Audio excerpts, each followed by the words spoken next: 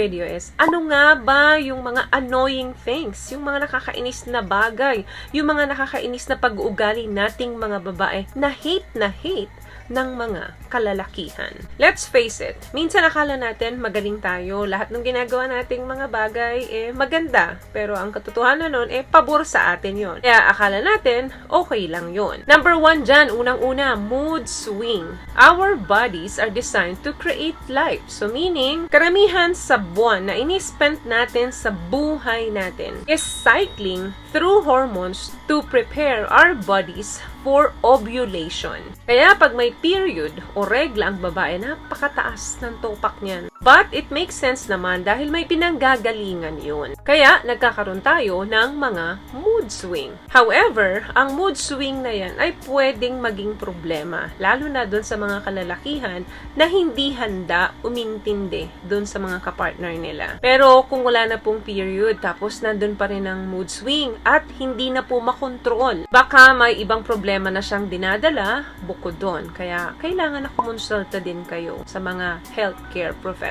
Number 2, saying you are fine, pero galit ka naman. Pag tinanong ka ng partner mo, sasabihin mo okay lang ako. Pero yung kilos mo, yung mukha mo, hindi maipinta at kada galaw mo ipadabog. Pero kapag tinatanong ka kung okay ka lang ba, sasabihin mo, oo, okay lang ako. Maraming kababaihan ng guilty pagdating sa ganitong usapin. Kapag galit tayo at meron tayong gustong pag-usapan, better na sabihin natin sa mga partner natin na we are upset. I don't want to talk about it right now. Mas magandang alternative yan kesa sabihin mong I am fine pero you are upset. Isa yan sa pinaka-annoying things na ginagawa ng mga babae. Nainis ang mga kalalakihan. Next thing, spend hours getting ready. Yung tipong pag-aantayin mo yung partner mo ng 1 hanggang 2 oras. Yes, we do care about our appearance. At yung mga partner natin, sobrang na-appreciate nila yan kapag maganda talaga tayo. However, yung pag-antayin natin sila ng 1 hanggang 2 oras na extra pa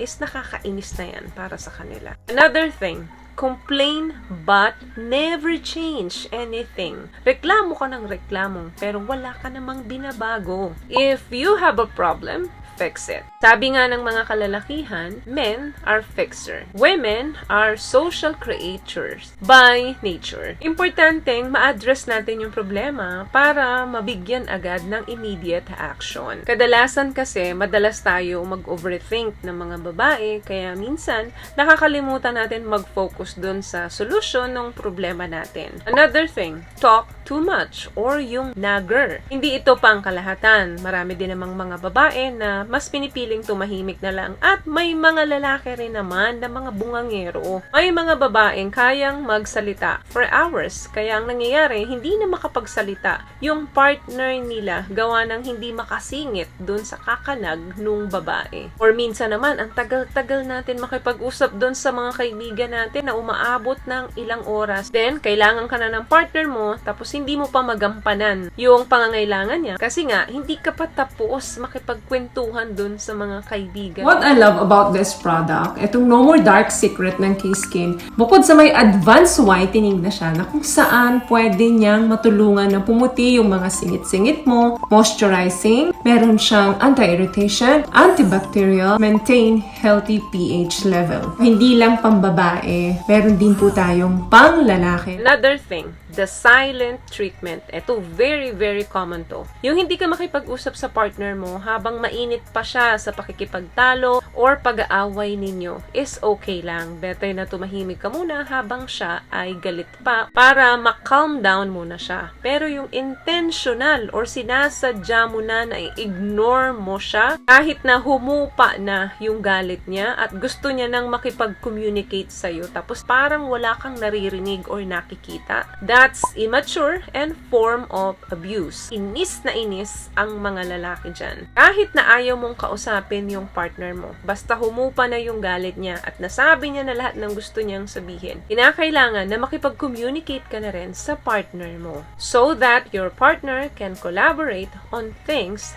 together. Last one, I don't care. Ito yung mga tipong tatanungin ka ng partner mo, then isasagot mo, wala akong pakialam. Ito yung isa sa pinaka kinaiinisan ng mga lalaki sa atin. If you care, well, speak up. Tinatanong ka saan mo gustong kumain, sasabihin mo, wala kang pakialam, bahala ka sa buhay mo, hindi ko alam. Or kung meron siyang mga opinion na hinihingi sa'yo, then sasabihin mo, I don't care. Well, better na sabihin mo sa kanya, bakit you don't care? Bakit wala kang pakialam? Importanteng ma-communicate mo siya doon para maiwasan niya na ma-misinterpret ka niya. For example, tinatanong ka niya kung saan mo gusto magpunta ngayong anniversary ninyo. Sabihin mo sa kanya na ikaw na ang bahala. Yung taste mo naman ay taste ko na rin. It doesn't matter kung saan mo ko dalhin. Ang importante, nag-spend time tayo together. But, wag na wag ka magko-complain ha kung saan ka man niya dalhin. Alam niyo girls, pag sobrang naiinis sa atin yung mga kapartner natin, nakaka-annoyed tayo. So, pwedeng ma-destroy talaga yung relationship. Very important na meron talagang balance. Kasi, yun yung nagkikip ng romance sa relationship. Importante din na maging totoo ka sa sarili mo. Either he'll like you or he won't. So yun lamang guys ang video natin for today. I hope may nakuha po kayong tips sa mga pinag-usapan natin ngayon. At kung nagustuhan niyo po ang ating video, please give it a thumbs up, comment down below, and also share this video na rin po sa mga kaibigan na sa tingin niyong matutulungan po ng video natin. Once again, palagi po kayong mag-iingat at palagi po kayong manalangin.